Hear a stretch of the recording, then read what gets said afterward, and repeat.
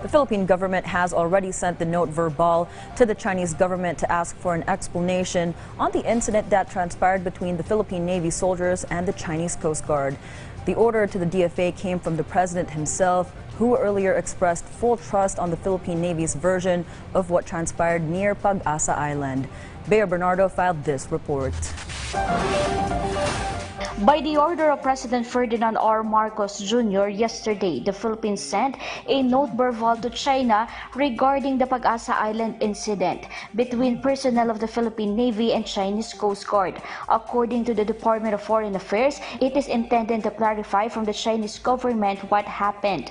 Last Sunday, the Philippine Navy and Chinese Coast Guard had a sea encounter at Pag-asa Island. Chinese forces forcibly took an identified floating object which the Filipino soldiers were towing back to the camp, but China claimed the Philippine soldiers voluntarily gave it to them.